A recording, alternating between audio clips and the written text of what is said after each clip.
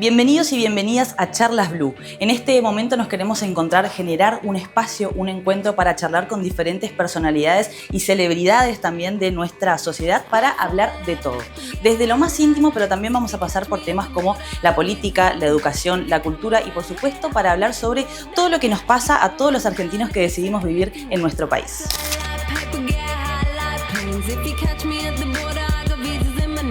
Bueno, y ahora sí arranca esta primera charla Blue y tengo el placer de recibirla a ella, a Mariana Angerosa. Ella es comunicadora política, comediante también. ¿Y qué más agregarías a esta descripción?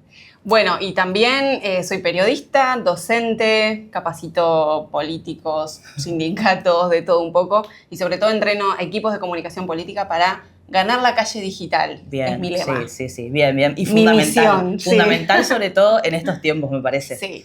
O sea, es que cuando yo pensaba en cómo encarar este ciclo de entrevistas, pensaba cómo hacerlo porque me parece que hoy por hoy hay tantos frentes abiertos, hay tantos temas que están hoy en nuestra sociedad. Entonces, por ahí quería arrancar con lo más general y es preguntarte a vos, ¿qué sensación tenés sobre todo esto que está pasando ahora, en este momento, a nivel nacional?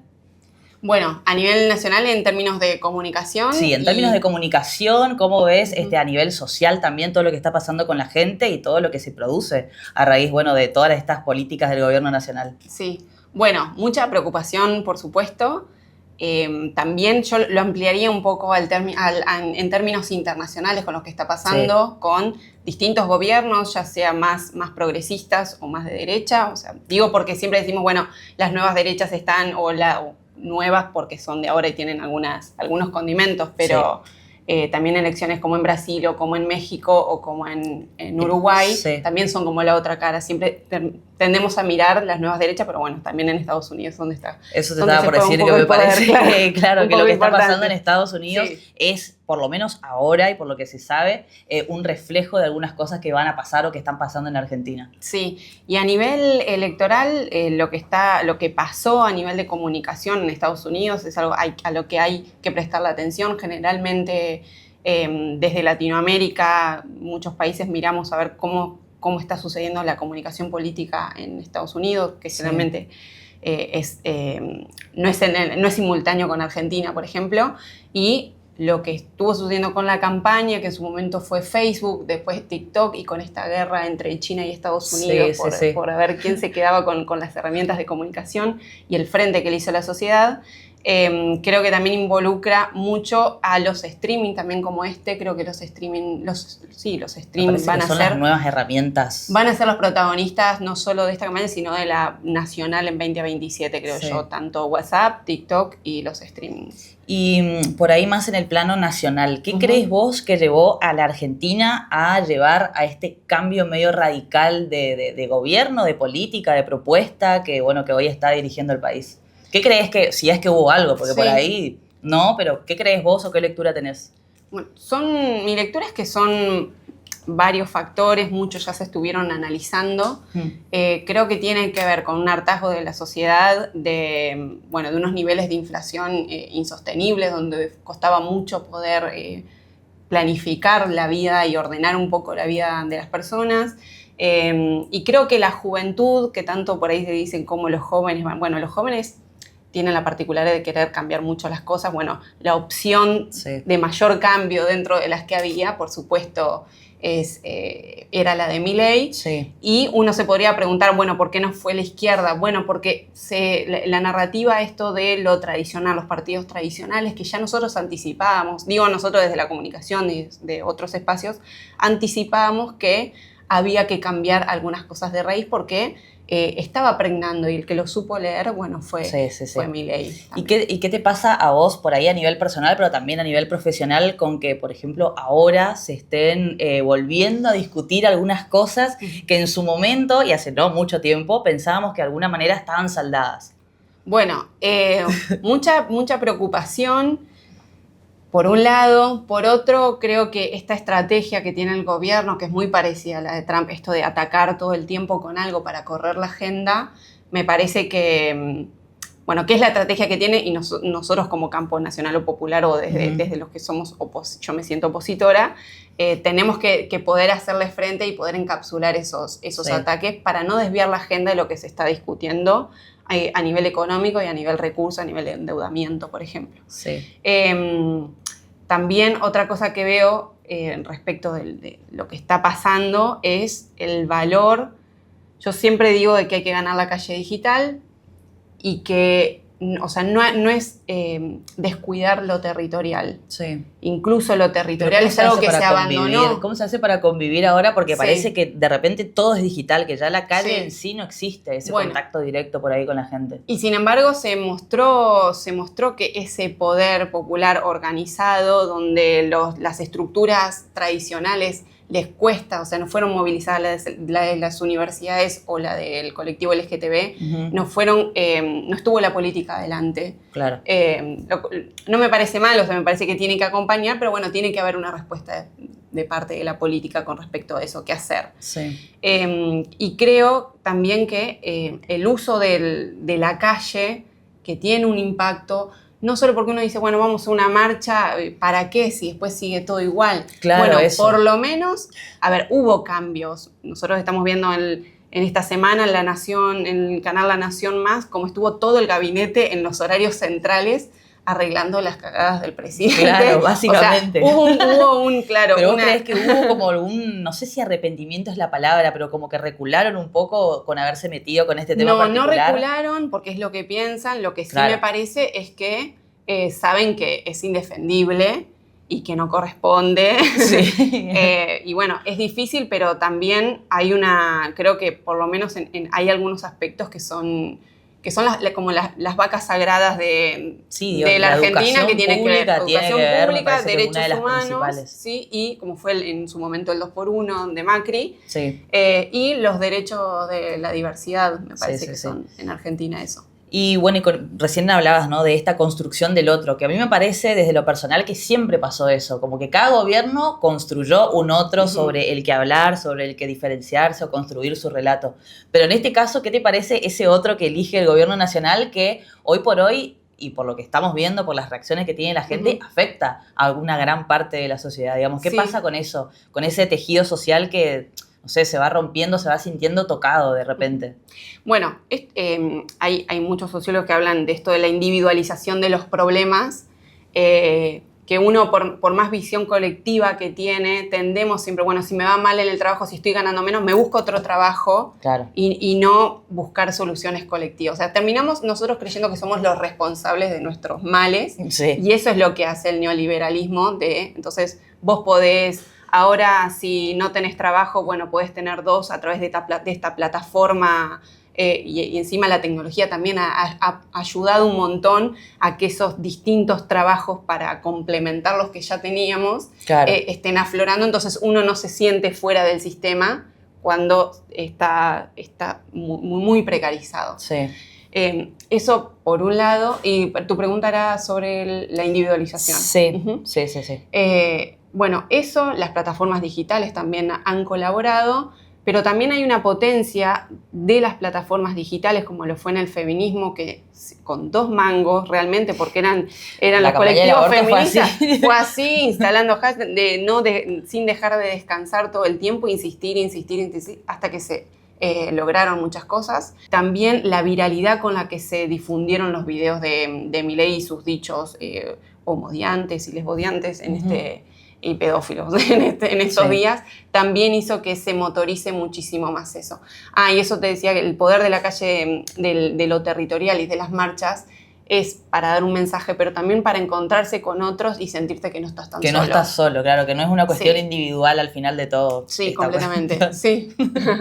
Y también por ahí quería preguntarte si te consideras una persona feminista. Sí, por supuesto, ¿sí? O sea, con nuestras contradicciones y con lo que pasa, y hacemos lo que podemos en los contextos en los que estamos. Pero sí, o sea, feminismo es buscar la igualdad, denunciar las desigualdades y hacer algo en pos de mejorar la sociedad, no en contra de nadie.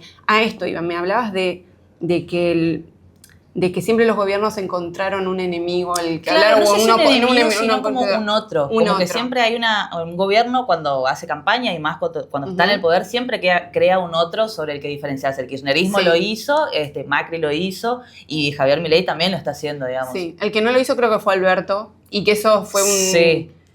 fue un problema porque no se sabía cuando vos te identificás con algo un poco por tu misión y un poco por oposición, o sea, qué es lo que no sos. Claro. En ese momento se desdibujó un montón y creo que faltó y que hubiese estado bueno decir, bueno, vamos en contra del, no sé, de las multinacionales, vamos en contra de esto. No sé, como que no tuvo una postura claro. tan profunda a la hora de... me parece interesante igual lo que dijiste, esto de no construir enemigos, porque eso lo hacen ya. los poderes totalitarios, Sí. pero sí de construir un otro imaginario en el que por lo menos podamos como oponernos. Sí. Ahora sabemos que, bueno, hay límites en la sociedad, y el problema que lo que está haciendo el gobierno de Milei es que ataca un montón de colectivos pequeños. Y vos te pones a pensar, bueno, ya se puso en contra a los trabajadores de la industria, a los trabajadores de la salud mental. Pero son muchos grupitos que cuando nosotros nos demos cuenta que en realidad no son minorías, sino que somos el 99% Todos, de claro, está en contra del 99% de la sociedad, yo creo que ahí cuando tengamos ese clic van a poder cambiar las cosas. Claro, pasa que también lo que siempre me parece pidiendo a mí, que terminen los mandatos, pero que bueno, que el rumbo sea con todos adentro. Sí, lo que me parece a mí también que pasa y que en ese sentido sí lo veo como una persona muy política a Milei, es que te va tirando como estas cuestiones de la llamada batalla cultural, pero también no sé, la baja de la inflación es una realidad que sí, que digamos que hoy nos está tocando y creo que la gran mayoría de los argentinos lo pedía. Entonces como que me parece que va mezclando esas dos cosas, como te tiro esta y bueno, por debajo te voy metiendo estas, no sé, guerras con diferentes colectivos, pero mientras tanto por lo menos te mantengo la estabilidad, que era algo necesario. Era algo muy necesario y es algo que creo que agradecemos todos. Sí. El tema es el cómo, o sea, si es a costa de las jubilaciones, los salarios, la universidad pública y la obra pública, que uno como obra pública tiene, no sé por qué en algunos momentos tiene como esta connotación tan negativa, pero es que este es el juego que hace Milei también y la narrativa del gobierno, que es cuando dicen no va a intervenir el Estado, va a intervenir el privado, uno se imagina, bueno, van a intervenir empresas privadas. No, el privado sos vos. Sos vos, claro. O sea, privado de cloacas, privado de todo, ¿no? Pero es eso. Entonces se va a encargar el privado, bueno, vos juntate con tus vecinos para hacerte el cordón cuneta. Claro. O sea, vos encargate con tus vecinos para ver cómo arreglan el pozo de agua que está llenando de agua todo el que se rompió. ¿Y en qué momento, bueno, ni hablar de las rutas, bueno, sí, ni hablar. Pero ¿en qué momento, hablando de esto de la presencia del Estado, en qué momento crees que pasó a ser como un enemigo el Estado, digamos, como lo visto como algo malo, como algo que tiene que no estar o en la menor cantidad posible? Yo creo que, bueno, hubo un proceso como de demonización importante, de estigmatización sobre lo estatal, sobre el empleo, que viene de hace mucho tiempo. O sea, lo venimos viendo desde Gasalla, no sé, que cuando hay muchos comediantes también que se burlan y que hablan de cómo funciona con la lentitud, con la poca eficiencia. Entonces me parece que la narrativa de la oposición, uno cuando dice más Estado, uno piensa más instituciones y más burocracia. Sí. Cuando los que están haciendo más burocracia es esto, que ahora, bueno, el jubilado que realmente necesite la jubilación mínima que rellenar un formulario. Tiene que ir con una carpetita a algún lugar, bueno, están haciendo todo lo opuesto. Claro. Me parece que si hay una fuerza que pueda hablar de un Estado eficiente, no un Estado bobo, pero un Estado presente, pero eficiente, yo creo que ahí puede estar la clave. Y volviendo un poquitito a esto que hablábamos del feminismo y de todas estas discusiones, ¿crees que de alguna manera, o no sé cómo lo tomás vos, hubo algún exceso de feminismo que llevó que hoy sea como estén de la vereda contraria y que sean, porque también esa es una realidad, hoy la mayoría de toda la agenda feminista está vista como de una manera negativa, que no sé si tiene que ver con el relato que fueron construyendo o a qué, pero no sé, ¿cómo lo ves vos? Creo que hay como una exageración, o sea, creo que es el chivo expiatorio elegido por excelencia para cuál echarle la culpa y que otros sectores no sean caros, pero creo que nos quedamos muy cortas. En realidad. Con todo. Y con esto no estoy hablando, puede ser que nuestra narrativa, bueno, estábamos enojadas, o sea, ¿por qué no vamos a estar enojadas si muere una mujer por día? Sí, obviamente. O sea, ¿qué tiene que pasar? ¿Que muera una cada una hora? Para que ahí, no, está bien, ahora pueden estar sí. enojadas, claro. Ganamos un 20% menos que los varones y tenemos... Bueno, sentémonos a charlar. Cuando en realidad el feminismo siempre pidió más igualdad y a través de la democracia, o sea, fortaleciendo la democracia, no otra cosa. Claro. Sí podemos cuestionar el sistema de los scratches, sí podemos cuestionar algunas narrativas, pero es eso. Y después sí, algunos colectivos fascistas, lo voy a decir claramente, pero el feminismo radical que es antitransfeminista sería, sí. O anti-mujeres trans, eso sí me parece que porque plantean la eliminación de un colectivo. Otro, claro. Entonces le daban voces a esos grupos disfrazados de feminismo cuando no era lo que los colectivos populares del feminismo estaban planteando. Sí. Entonces, bueno, me parece eso. Fue eso de decir que se pasaron 3 pueblos, me parece que es para que algunos... tomo la frase esa porque es lo que socialmente está instalado hoy, digamos, como que habla de feminismo y de repente cortos, quedó 3 reducido claro. a eso, ¿viste? Sí, como tendremos que haber profundizado más. Sí. Y hablando de mujeres en la política, la figura de Cristina Fernández, ¿qué te parece? ¿Qué opiniones tenemos? Mira, yo me acerqué al peronismo gracias a Cristina. Un poco, yo creo que uno cuando o sea, vengo como de una familia como muy política, yo era antiperonista, o sea, les voy a contar algo, pero fui a la marcha del campo yo en su momento. No, tremenda esta confesión. Así esto como para lo clipear. escuchaste, sí.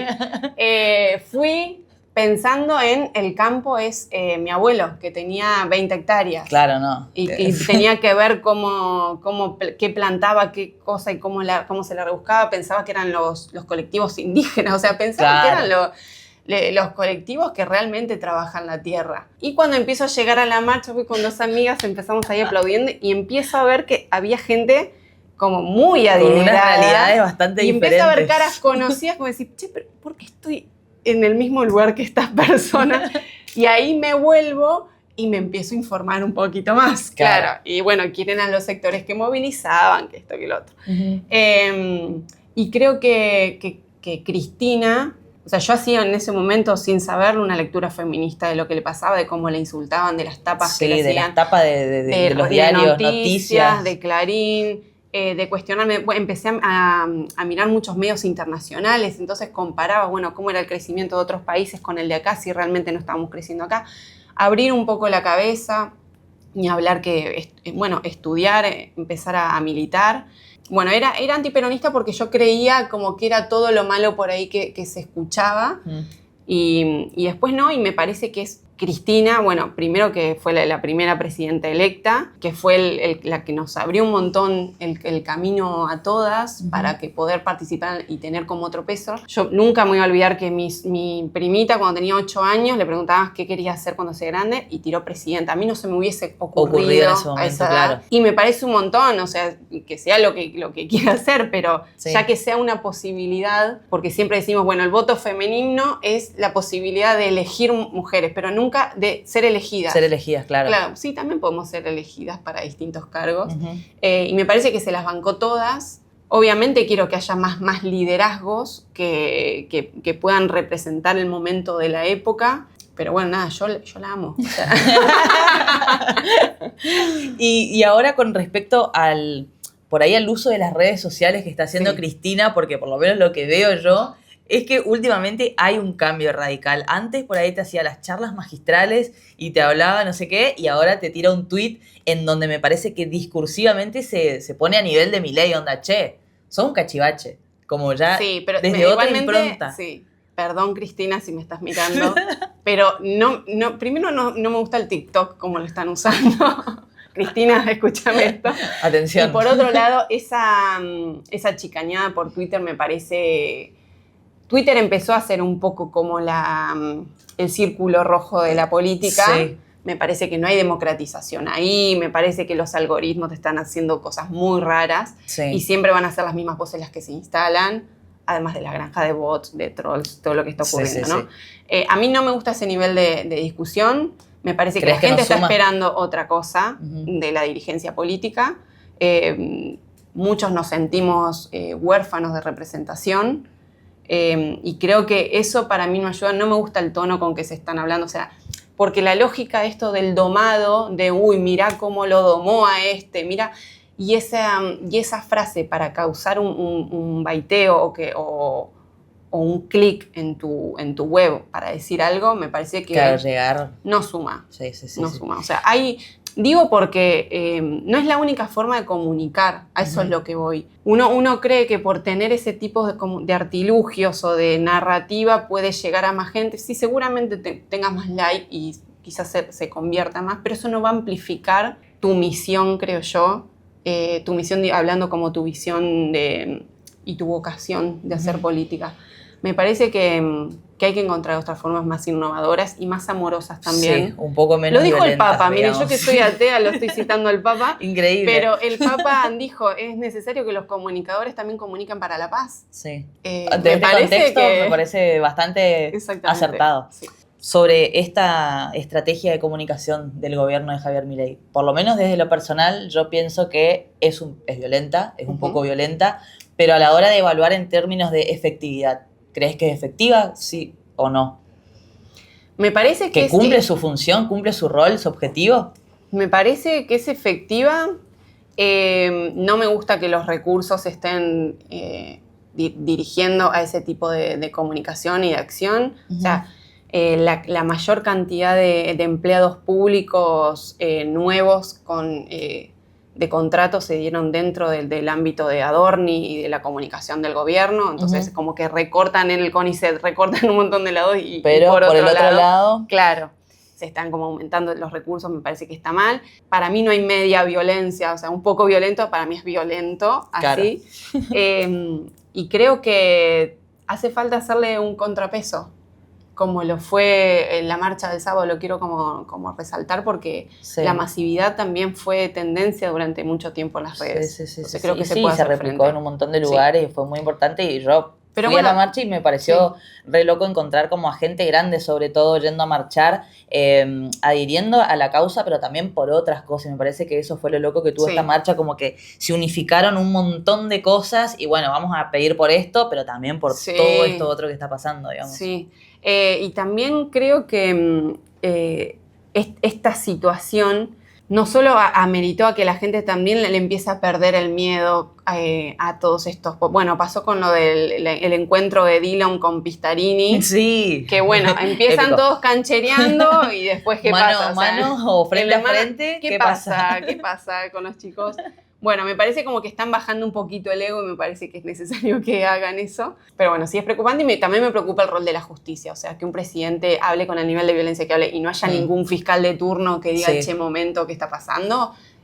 Hablando del doxeo, hablando de cómo se dirige a las personas de a pie. Pero también la información que brinda, porque muchas veces, y también últimamente habló, por ejemplo, no sé, de centros de hormonización que hay en la provincia de Buenos Aires, digamos. ¿Cómo se construye un otro que justamente desmienta o que se cree otra voz para contrarrestar eso? Me pareció interesante el ministro de Salud de la provincia, Nicolás Kreplak, que él podría haber dicho, mira, primero que no son esa cantidad de centros de hormonización. Segundo, no se hace cirugía de reasignación de sexo a personas. O sea, desmintió eso, pero a su vez sacó otro tema en agenda, que es que aumentaron muchísimo la cantidad de suicidios que hay en el país desde el último año. Entonces, me parece como que instaló un tema del que hay que hablar, corriendo un poco el eje a lo que la agenda del gobierno está instalando permanentemente. ¿Y qué hacemos con las fake news?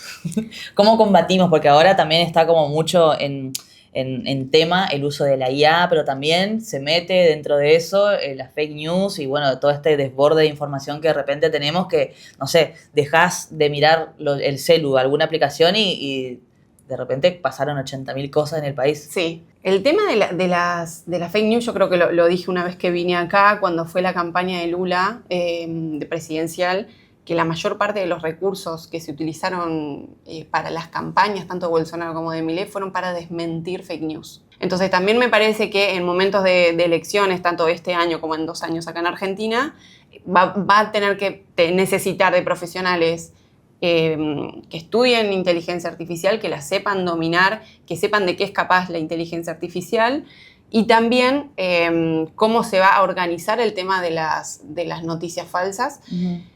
Y un poco también me parece que hago un llamado a todos los gobiernos a que los usuarios también se protejan nuestros derechos y nuestro derecho a la información verdadera. Sí. Incluso fue algo